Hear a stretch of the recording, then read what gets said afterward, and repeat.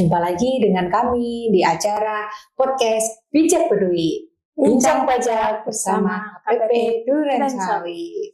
Perkenalkan, saya Intan, asisten penyuluh KPP Pratama Jakarta Durensawit, dan tentunya ditemani dengan teman saya. Saya Eni Kusniati, saya juga salah satu asisten penyuluh di KPP Pratama Durensawit. Gimana nih Bu kabarnya? Alhamdulillah. Kawan Bajak gimana kabarnya? Sehat semua ya? Ya, semoga kita semua dalam keadaan sehat ya Bu ya. Amin. Baik, gimana nih Bu Eni? Di luar sana itu kan banyak sekali ya masyarakat itu bertanya-tanya. Mereka punya nih yang namanya NPWP. Tapi apakah NPWP itu hanya untuk dimiliki saja? Apakah ada memang ataukah ada kewajiban yang melekat gitu?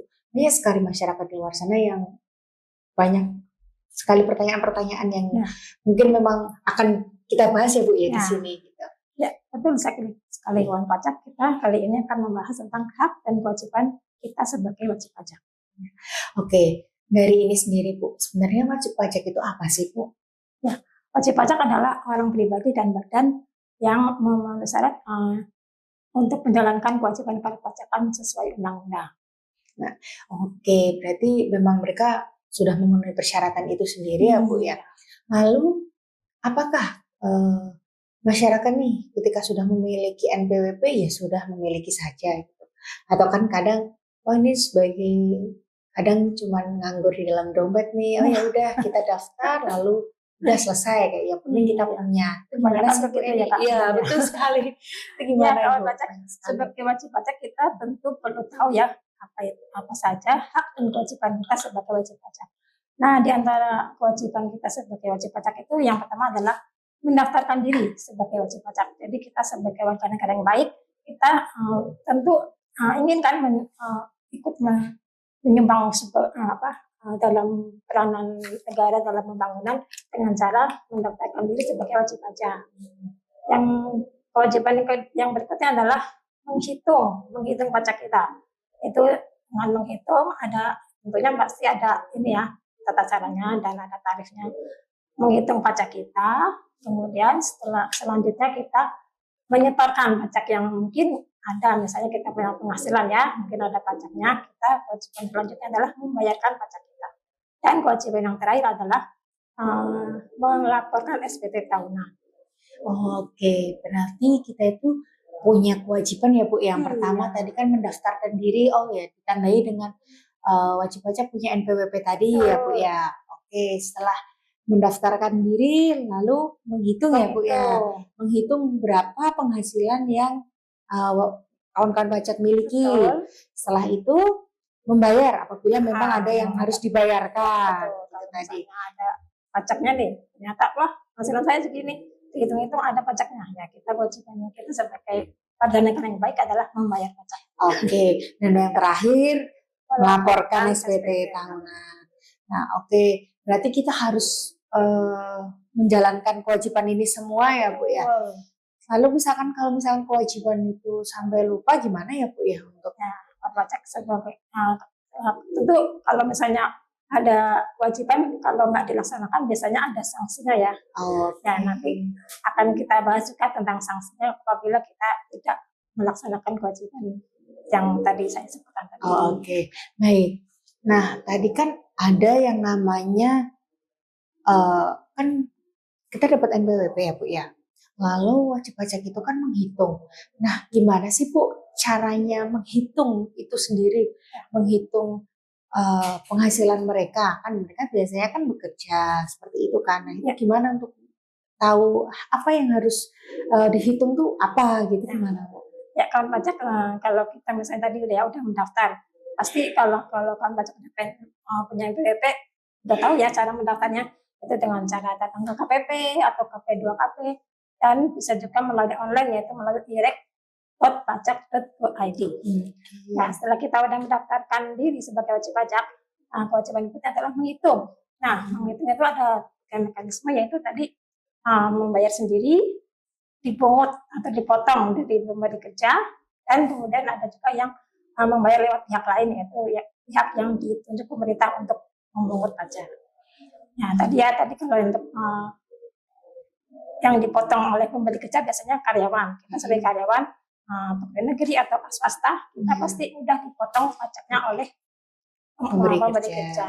kerja. Jadi kita tinggal beres aja nih, kita nggak usah repot-repot menghitung lagi. Jadi kalau misalnya saat kita punya penghasilan dari satu pemberi kerja, kita tinggal melaporkan SPT tahunan. Kita udah beres punya, nggak usah dihitung lagi pajaknya karena udah dipotong oleh pemberi kerja. Oke, gitu ya Bu ya. Jadi kita daftar pasti bisa lah ya, kita daftar melalui online atau tadi datang langsung. Terus tadi kalau misalkan dari satu pemberi kerja itu enak ya Bu ya, udah dipotong sama pemberi kerja. Jadi kawan-kawan pajak hanya melaporkan berapa yang sudah dipotong oleh pemberi kerjanya itu sendiri. Oke, jadi tinggal menjalankan kewajibannya. Yang terakhir yaitu melaporkan gitu ya Bu ya. Nah, melaporkan itu sendiri gimana sih Bu mekanismenya melaporkan sendiri untuk, kan ini salah satu kewajiban di wajib pajaknya ya Bu ya. Itu kan gimana nih, apa yang harus dilakukan wajib pajak untuk melaporkan SPT-nya? Apa yang harus dipersiapkan? Lalu bagaimana cara melaporkannya? Nah, itu masih banyak nih kawan-kawan pajak di luar sana masih bingung. Gimana sih gitu kan, setelah mungkin oke, punya NPWP, tapi apa yang harus dilakukan? Nah, itu yang masih bingung gitu. Kita punya NPWP terus ngapain ya? Ya kalau kita karyawannya pajak, kita setelah udah punya NPWP, kan biasanya kita setiap tahun dapat cuti potong dari kantor. Itu kalau pegawai negeri namanya 17 1721 A1. Maaf, kalau pegawai negeri A2. Kalau yang swasta A1. Jadi kalau kita biasanya dikasih oleh kantor itu antara bulan Januari sampai bulan Maret. Itu kalau kita udah dikasih, itu namanya peti potong yang kita tanda kita bahwa penghasilan kita udah dipotong oleh kantor, kita tinggal melaporkan SPT melalui bisa online atau bisa juga datang ke KPP. Dan kalau online itu kita bisa membuka laman DJP online pajak.go.id. Nah, untuk melaporkan SPT kita perlu namanya EVIN. EVIN itu adalah nomor yang diberikan oleh Direktorat Jenderal Pajak untuk WP atau wajib pajak yang akan menggunakan sarana DJP online. Itu Pak Pajak tinggal mengajukan EVIN ke kantor pajak dimanapun berada. Kalau misalnya bagi kawan pajak yang orang pribadi ya, kalau untuk WP badan itu biasanya harus di KPP terdaftar. Jadi kalau mau mendaftarkan diri untuk mendapatkan EVIN itu harus ke kantor pajak. Kalau dulu kan waktu zaman COVID masih bisa online ya. Nah, sekarang kebijakan yang saat ini adalah mendatangi kantor pajak. Jadi bisa di mana saja yang terdekat dengan tempat tinggal kita. Nah, kalau udah mendapatkan EVIN, kita tinggal tadi membuka laman DJP online pajak.go.id dengan tadi masukkan NPWP kita, masukkan EVIN-nya, dan kemudian akan diarahkan untuk membuat namanya password atau kata sandi. Ya, kita sendiri yang bikin kata sandinya. Jadi EVIN itu bukan passwordnya yang nanti akan dipakai ini ya Bu ya, tapi untuk membuka itu, untuk membuat passwordnya nanti di laman DJP online-nya gitu kawan pajak. Jadi EVIN itu bukan passwordnya, hanya saja intinya untuk ya betul sekali gitu, verifikasinya. Oke, gitu ya Bu. Nah, tadi kan sudah disebutkan ya Bu ya, lapor gitu kan. Nanti EVIN-nya kalau misalkan orang pribadi bisa nih kawan pajak dapat EVIN di KPP mana saja. Tapi kalau untuk badan harus di KPP terdaftarnya untuk saat ini ya Bu ini ya, betul sekali. Nah, kalau misalkan dalam pelaporan itu juga apakah ada sanksi administrasinya Bu ini? Iya, apabila kewajibannya kan ini juga kewajiban kan ya. Tadi kan namanya kewajiban biasanya kalau nggak dilaksanakan ada sanksinya ya. Jadi untuk apabila kita terlambat melaporkan SPT tahunan atau tidak melaporkan SPT tahunan orang pribadi, kita akan berpotensi kena sanksi yaitu 1 tahunnya 100.000. Untuk orang pribadi ya. Tapi jangan serta-merta saya terlambat nih langsung bayar gitu ya. Jadi kita menunggu yang namanya surat tagihan pajak. Gitu. Nanti akan diterbitkan surat tagihan pajak. Nah, kalau udah kita ditagih dengan surat itu, baru kita bayar dendanya yang 100.000 tadi. Nah, tadi kan Ibu juga bilang nih surat tagihan pajak. kan otomatis lah nanti gimana nih cara bayarnya. Salah satu kewajiban di wajib pajak tadi kan membayar ya Bu ya, membayarkan apabila memang ada yang dibayarkan. Itu gimana sih Bu cara membayarkannya? Misalkan wajib pajak tadi salah satu selain karyawan mungkin ada orang iya yang karyawan, beda swasta, iya betul. Ya. Itu gimana Bu? Ya, pajak kalau kita sebagai orang pribadi yang usahawan, tentu kita nggak dipotong kayak tadi ya, kayak karyawan biasanya sama kantor tempat kerja kita. Kita menghitung sendiri penghasilan kita rekap setahunnya berapa, kemudian dikurangi yang namanya PTKP, penghasilan tidak kena pajak. Apabila kita menjalankan pekerjaan bebas, itu ada yang namanya nota perhitungan. Jadi kalau kita udah menghitung dan misalnya ketahuan ini omsetnya berapa, kotornya berapa, itu ada namanya dikali norma penghasilan dulu. Misalnya untuk dokter biasanya 50% ya. Nah, dikali 50% itu nanti namanya itu jadi penghasilan bersih. Setelah ketemu penghasilan bersihnya, kemudian kita kurangi namanya PTKP, penghasilan tidak kena pajak. Yaitu sejumlah rupiah yang bisa digunakan sebagai pengurang untuk penghasilan neto. Itu untuk orang pribadi sendiri atau misalnya yang NPWP yang terdaftar itu sebesar 54 juta. Dan untuk yang statusnya menikah akan ada tambahan 4.500.000. Dan ada lagi yang namanya tanggungan, masing-masing tanggungan sama 4.500.000, maksimal 3 anak. Jadi kalau misalnya statusnya Kak Baring 3, berarti itu namanya kawin dengan tanggungan 3. Jadi istri itu tidak dihitung sebagai tanggungan ya. Jadi kalau misalnya Kak itu berarti udah istri. Berarti gitu. Misalkan belum ada tanggungan, belum ada anak, berarti statusnya K0 ya. Kalau belum menikah berarti TK 0. Oke. Jadi untuk pembayarannya gimana Bu? Iya tadi saya lupa. Untuk misalnya kita udah ketahuan nih tadi penghasilan dikurangi, penghasilan bersih dikurangi PTKP, kan itu namanya penghasilan neto. Nah, itu yang akan dikalikan dengan presentasi tarif pajaknya. Untuk tarif pajaknya, kita ketahui mulai Undang-Undang HPP kemarin ya, yang tahun 2022 itu ada perubahan sedikit, yaitu sampai dengan 60 juta dikenakan tarif 5%.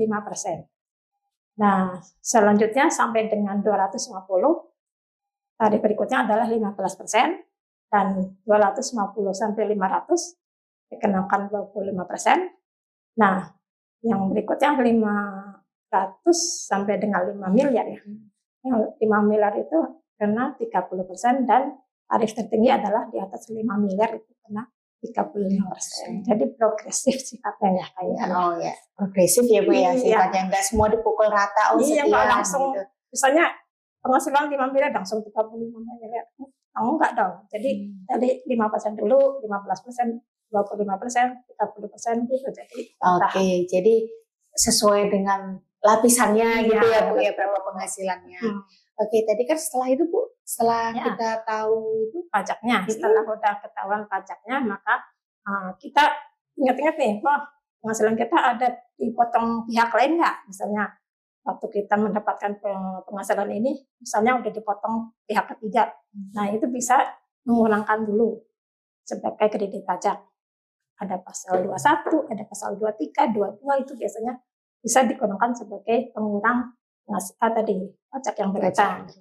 Nah, setelah dikurangi kredit pajak, namanya itu tadi kredit pajak, maka akan menjadi ketahuan itu apa kurang bayar atau lebih bayar. Kalau misalnya kurang bayar, kita berkewajiban membayarkan kekurangan pajaknya itu dengan melalui kita bayar dengan cara membuat kode billing dulu. Kode billing itu kita bikin sendiri melalui laman DCP online juga. Di menu bayar kita bikin kode billing dulu. Kemudian kalau kita udah mengetahui berapa kode billingnya, kita tinggal membawa kode billing itu ke teller bank. Atau bisa juga kantor pos, atau juga ATM, atau misalnya internet banking, dan ada lagi ya kalau pajak kita bisa bayar pajak juga di marketplace. Oke, sekarang lebih mudah ya Bu ya. Iya, jadi Sama banyak kayak sarana. belanja, tinggal kayak Betul. bayar pajaknya gitu ya Bu ya. Betul, jadi nggak usah keluar rumah, bisa dari rumah bisa. Oke, untuk kode billing itu sendiri Bu, apakah bisa digunakan berulang kali, apakah tidak. hanya sekali satu jenis, misalkan untuk pekerjaan itu, oh ternyata ada kesalahan nih membuat billing, nah itu bisa dipakai lagi? Enggak, untuk kode billing itu berlaku 1 bulan. Jadi kalau misalnya sampai dengan 1 bulan telah lewat dan kita belum sempat bayar, kita kalau mau bayar lagi itu membuat kode billing lagi. Nah, untuk kode billing ini hanya berlaku untuk 1 kali pembayaran. Jadi kalau misalnya kita bulan depannya mau bayar lagi, ya kita bikin kode billing lagi gitu. Berarti kalau misalkan memang tadi salah satu misalkan usahawan tadi ya Bu ya, misalkan ada harus buat billing setiap bulannya, ya berarti memang setiap bulannya, jadi nggak bisa billing bulan ini dipakai lagi buat bulan depan. Nah, itu nggak bisa karena ada batasnya ya kawan pajak, yaitu 30 hari ya 1 bulan ya. Nah, tadi ya selain itu kan tadi ada penghasilan bebas, pekerjaan bebas. Nah, untuk usaha misalnya UMKM nih, orang pribadi sebagai UMKM itu ada tarif tertentu yaitu 0,5%. Nah, jadi usahawan, misalnya kita sebagai usahawan ya UMKM, kita punya toko, misalnya toko retail atau misalnya apalah gitu, itu kita bisa menghitung pajak kita dengan mengalihkan 0,5% per bulannya dari bruto. Oke, dari itu nanti yang menjadi pajak kita setiap bulannya. Tapi ada ini ya, ada alhamdulillah kita kemarin melalui undang-undang HPP ada keringanan lagi. Wah, ada keringanan lagi nih. Kawan pajak pasti seneng nih. Setiap dengar ada keringanan lagi nih. Wajib pajak pasti seneng nih. Apa nih Bu Eni nih informasinya? Wajib pajak orang pribadi usahawan yang tadi yang termasuk UMKM. UMKM itu yang omsetnya di bawah 4,8 miliar per tahun. Jadi kalau misalnya kawan pajak punya usaha dan penghasilan brutonya tidak lebih dari 500 juta, itu pajaknya 0%. 0% ya? Betul. Oke, jadinya penghasilan sampai dengan 500 juta 0 ya Bu ya? Nanti berarti setelah 500 juta baru dikenakan 0,5% itu sendiri ya Bu ya? Jadi misalnya kawan pajak nih omsetnya sampai dengan bulan Agustus, misalnya udah 510. Nah, yang dihitungnya itu yang 10 jutanya aja. Jadi untuk bulan 510 itu langsung ya? Kan tadi kan belum kena nih, Januari belum kena, Februari belum kena, sampai dengan Juli belum kena, kan belum sampai 500 juta. Nah, setelah Agustus baru ketahuan ternyata omsetnya 510. Nah, berarti Agustus itu tinggal mengkalikan yang 10 jutanya dikali 0,5%. Nah, untuk bulan berikutnya berarti tinggal menghitung omset bulan yang berikutnya. Tadi Agustus misalkan September 400 juta misalkan nih ya Bu ya, 400 juta berarti kan 400 ya 0,5%. Langsung dikalikan persen. Sekali. Baik, tadi kalau cara bayarnya pakai billing ya Bu ya. Untuk bayarnya bukan ke kantor pajak ya kawan pajak. Kita tidak menerima pembayaran pajak. Kalau misalkan bayar pun dia pakai mesin edisi dan itu langsung masuk ke kas negara ya Bu. Kita hanya bisa membantu melalui mesin edisi. Oke, kalau enggak misalkan kawan pajak memang itu bisa ke kantor pos juga bisa ya Ibu ya. Jadi jangan salah ya kawan pajak biasanya mau bayar pajak ke kantor pajak gitu kan. Iya. Berarti tidak begitu. Kalau bayar pajak itu ke bank atau misalnya kawan pajak bisa dari rumah melalui tadi ya, bisa internet banking, bisa mobile banking, bisa juga marketplace. Jadi tinggal buka handphone, tinggal klik, udah kita bayar. Malam-malam Ibu ya, mau tanggal merah, mau malam kerja. Bisa kapan saja. Semakin memang sekarang memang zamannya semakin memudahkan ya Bu Eni ya.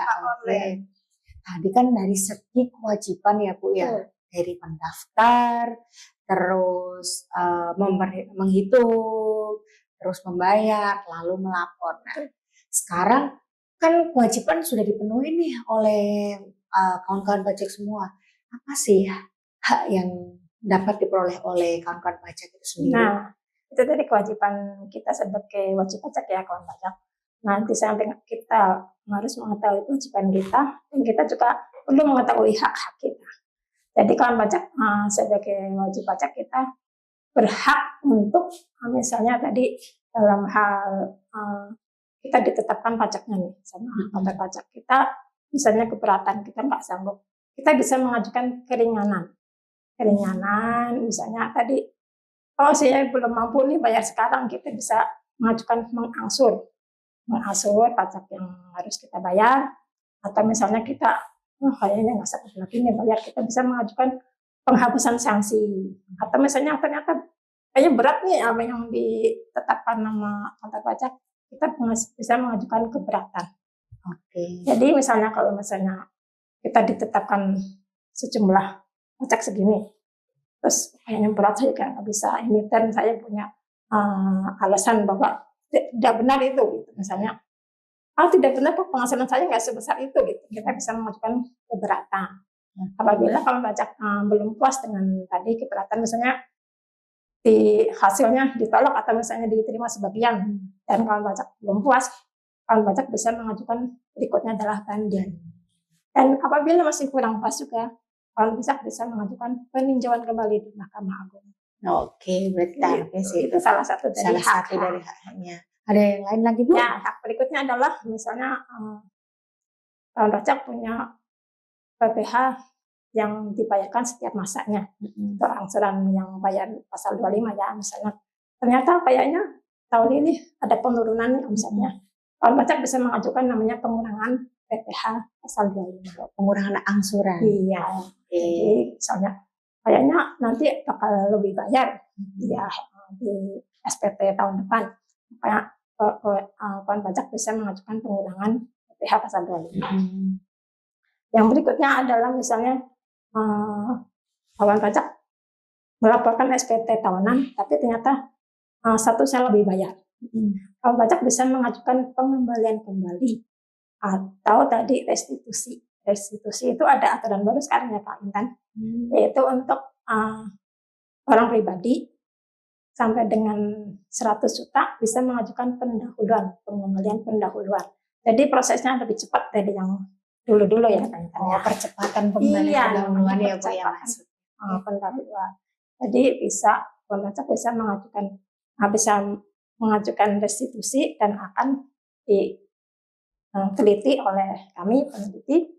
Kemudian nanti hasilnya akan lebih cepat dari yang sebelum-sebelumnya. Oke, kan kadang wajib pajak kan itu yang jadi takut ya. Mungkin ketika mereka lapor lah ini hasilnya hari nih kok jadi lebih bayar, lalu uangnya kemana ya kan Bu? Mungkin itu jadi salah satu pertanyaan juga di kawan-kawan pajak. Gimana itu cara untuk mengembalikannya? Tadi ya Bu ya, dengan cara pengembalian pendahuluan. Dengan cara nanti akan diteliti dulu sama kami peneliti. Kalau misalnya benar-benar ternyata benar ada lebih bayar, ya kita keluarkan sesuai apa adanya. Atau misalnya ada koreksi, misalnya dari tadi kawan pajak menghitung 5 juta, ternyata kami koreksi menjadi 4 juta. Kita keluarkan 4 jutanya. Gitu. Oke, berarti jangan takut nih kalau lebih bayar bukan itu ke nggak bertuan gitu ya Bu ya. Itu tetap masuk ke kas negara yang kalau memang dalam perhitungannya memang benar-benar lebih bayar, nanti akan dikembalikan lagi ke wajib pajaknya itu sendiri. Itu hak wajib pajak. Kalau misalnya mau ada kelebihan pajaknya gitu. Ada lagi Bu? Tadi ya. Kalau misalnya kelebihan pajak ya tadi ya. Kalau ini pasti periksa. Wajib pajak juga punya hak untuk mendapatkan penjelasan apa aja yang telah diperiksa. Kita sebagai wajib pajak kita mempunyai hak untuk mendapatkan penjelasan atas apa yang ditetapkan oleh orang pajak. Oh gitu ya Bu ya. Jadi intinya bukan hanya kewajiban saja ya, pasti ada hak-hak yang kawan-kawan pajak itu terima. Salah satunya tadi apabila kita lapor SPT statusnya lebih bayar, ada namanya pengembalian dibayar. Terus apabila kawan pajak tadi merasa keberatan bisa mengajukan banding gitu ya Bu ya. Ada lagi nih Kak Intan. Ada misalnya kawan pajak salah bayar nih, ternyata double. Ternyata kawan pajak bisa mengajukan namanya pemindah bukuan.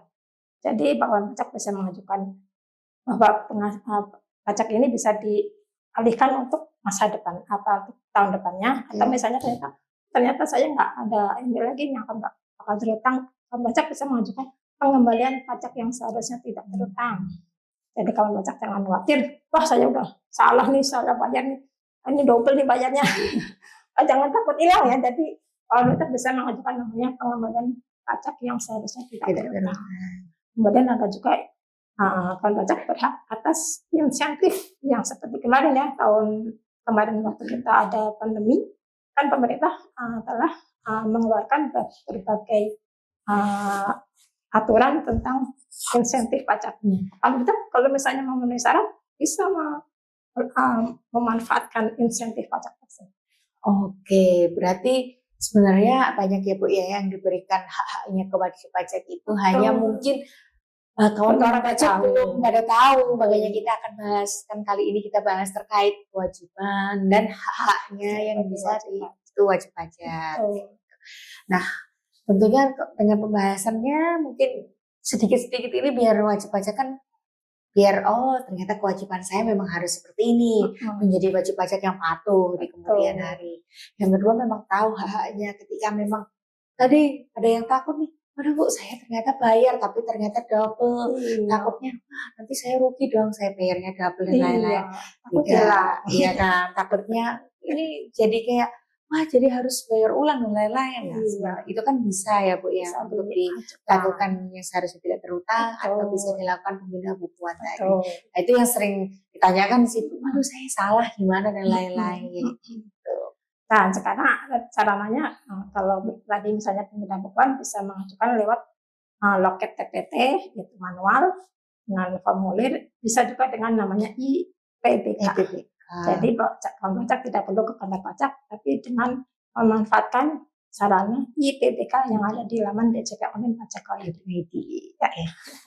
Mudah ya Bu ya. Yang penting berarti tadi kuncinya ketika kita sebagai wajib pajak itu satu ya Bu ya.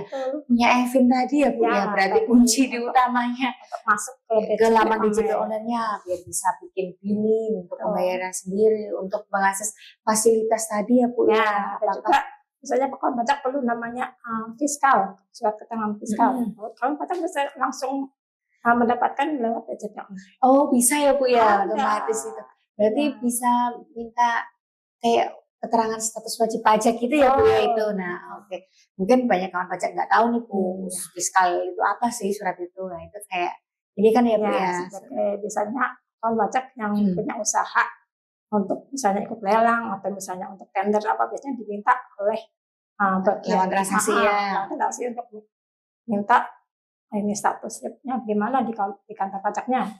Itu melalui surat keterangan fiskal. Surat keterangan fiskal itu sendiri ya. Ada utang pajak yang belum terbayar atau misalnya ada kewajibannya SPT tahunan yang belum dilaksanakan, itu sebagai sarana. Oke. Makanya tadi wajib pajak biar ini ya Bu ya, maksudnya tahu kewajibannya biar oke. Jadi nanti semuanya datanya bisa valid. Oh ya Bu, dengar-dengar terkait kewajiban wajib pajak itu kan sekarang ada yang namanya pemadanan NIK ya Bu ya. Ini banyak ditanyakan nih, pertanyaan di luar sana pengen ditanyain nih biar di podcast nanti terjawab nih, kenapa sih itu, apaan sih itu pemadanan itu apa sih Bu sebenarnya? Ya kawan pajak mulai sebetulnya kemarin tadinya ini ya mulai awal tahun ini ya kaitannya, tapi akhirnya diundur sampai pertengahan tahun ini, bahwa untuk mulai Juli tahun ini kita mengganti NPWP dengan NIK. Jadi NIK sebagai NPWP. Jadi untuk kita perlu NPWP kita tinggal menyodorkan NIK kita. Jadi untuk mulai pertengahan tahun ini dan mungkin selanjutnya, jadi tidak perlu lagi yang namanya NPWP, tapi cukup dengan NIK dan nomor induk kependudukan kita. Berarti cukup dengan menggunakan NIK nanti semuanya sudah bisa gitu ya Pak ya? Nah itu untuk memvalidkan NIK kita sebagai NPWP kita namanya pemadanan. Jadi kita dengan misalnya aku pengen tahu nih saya NIK kita udah valid belum, kita dengan melihat profil di DJP Online. DJP online. Apabila ada tertulis valid, berarti kita udah bisa menggunakan nih. Oke. Jadi gitu ya kawan pajak. Di luar sana banyak yang bertanya, oke terkait pemadanan itu apa? Tadi sudah dijawab sama Bu Eni ya. Kalau pemadanan itu nanti dimulai bulan Juli ya Bu ya, akan digunakan untuk nick-nya itu sendiri sebagai mungkin untuk login DJP online dan untuk sarana-sarana sebagai mungkin nanti bank perbankan memerlukan NPWP, kita bisa menggunakan NIK. Oke, gitu ya Bu ya. Nah, untuk mengulas sedikit lagi nih Bu, tadi kan karena kita kan membicarakan hak dan kewajiban ya Bu ya. Mungkin ini kita highlight gitu ya Bu ya. Nah tadi kewajiban wajib pajak itu kita ulangi lagi. Yang pertama yaitu mendaftarkan diri ya Bu ya. Mendapatkan NPWP tadi bisa daftarnya melalui online atau bisa datang langsung ke KPP. Betul. Kalau sudah punya itu jangan dianggurkan saja gitu ya Bu ya. Jangan hanya ditaruh di dompet saja, tapi ada kewajiban yang melekat, yaitu menghitung. Ya kan Bu, menghitung apabila memang ada yang dibayarkan dan harus dibayarkan, nah itu membayar. Tadi bayarnya pakai billing, nggak langsung membayar secara langsung ke pajak ya Bu ya. Misalnya ke bank pun bank belum menerima kalau belum ada kode billing. Jadi kawan pajak tenang saja, semua yang dibayarkan kawan-kawan pajak itu akan masuk ke kas negara gitu. Nah, kalau misalnya kawan pajak mengalami kesulitan membuat billing, kawan pajak bisa datang ke KPP atau misalnya menghubungi layanan online kita ya. Ya, ada layanan konsultasi gitu ya Bu ya. Nah setelah itu melaporkan, jangan lupa untuk melaporkan SPT tahunannya untuk orang pribadi yaitu 3 bulan setelah berakhirnya tahun pajaknya. Untuk orang pribadi paling lambat tanggal 31 Maret tahun berikutnya. Untuk badan Bu? Badan paling lambat 4 bulan setelah tahun berikutnya. Jadi paling lambat 30 April tahun berikutnya. Oke. Nah itu yang paling harus diingat ya Bu ya. Intinya inti dari semuanya di situ ya Bu ya. Sampai terlambat tapi nanti kena sanksi. Itu tadi yang kalau orang pribadi 100.000. Nah untuk badan ini lumayan nih Kak Intan 1 juta. Wah, jadi jangan sampai nih kawan-kawan pajak semuanya terlambat. Padahal hanya lapor ya Bu ya. Jadi jangan lupa kalau deket-deket Maret, April itu, nah segera kita laporkan SPT kita untuk jangan mepet-mepet ya Bu ya yang jelas. Nah jangan juga mepet jatuh tempo. Ya nanti biasanya bingung juga nanti. Juga aplikasinya kadang ada error. Nah, siapa tahu kayak gitu ya kan. Namanya untuk menjaga ya Bu ya. Gitu. Lebih cepat lebih baik. Ya lebih cepat lebih nyaman juga ya Bu ya. Nah nanti ketika kewajiban kita sudah terpenuhi, kewajiban wajib pajak sudah terpenuhi semua, otomatis akan mendapatkan hak-haknya kawan pajak itu dengan mudah ya Bu ya tentunya. Satu lagi yang Intan. Untuk hak yang berikutnya adalah misalnya kawan pajak ada mengurus punya waris atau hibah nih. Kawan pajak bisa mengajukan namanya surat keterangan bebas. Jadi salah satu hak kita sebagai wajib pajak itu tadi kita bisa mengajukan SKB hibah atau waris sehingga kita tidak perlu membayar PPh-nya untuk yang tadi kalau ada pengalihan hak kan biasanya kena namanya PPdb dan PPh pasal 42. Kalau memang benar-benar waris atau hibah kita bisa mengajukan SKB jadi pajaknya jadi 0. Oke, berarti memang salah satu fasilitas berupa hak yang bakal diterima oleh wajib pajak bisa terkait SKB tadi ya Bu ya, surat keterangan bebas yang terkait tadi. Gitu. Jadi gitu kawan pajak, jadi kawan-kawan pajak nggak perlu ragu nih misalkan ada pertanyaan-pertanyaan lainnya lagi, misalkan ada yang masih menggantung nih mungkin aku kok bingung nih terkait ini nanti kawan pajak bisa menghubungi layanan konsultasi KPP kami. Oke, untuk jam kerjanya Senin sampai dengan Jumat jam 8 sampai dengan jam 4 sore atau kawan pajak bisa datang ke KPP ke loket helpdesk, nanti akan dibantu oleh petugas-petugas di sana gitu kawan pajak. Nah nggak kerasa nih Bu Eni, mungkin tadi kita sudah membahas hak dan kewajiban. Nah, mungkin di next episode kita akan bertemu lagi untuk membahas materi-materi di podcast ini ya, yang lain-lainnya yang seru-seru juga nanti berikutnya ya. Betul sekali. Saya ini ya Bu ya. Semoga kita dan kawan-kawan pajak semua dalam keadaan selalu sehat ya Bu ya, untuk bisa menjalankan semua kewajiban perpajakannya.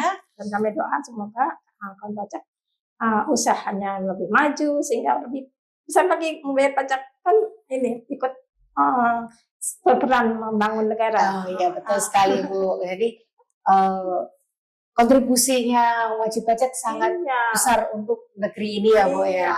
kan APBN kita ditopang lebih dari 70% dari penerimaan pajak. Iya, baik. Jadi sangat bermanfaat sekali untuk menjalankan roda pemerintahan. Jadi gitu wajib pajak. Nah, di akhir podcast ini nanti jangan lupa kawan-kawan pajak menantikan podcast kita selanjutnya, bakal ada materi-materi yang lebih menarik lagi ya Bu ya, tentunya ya. Bisa nanti ketemu dengan teman-teman penyuluh yang lain di acara podcast selanjutnya. Bijak Berduit, bincang pajak bersama KPP Duren Sawit. Terima kasih. Sampai jumpa lagi. Sampai jumpa.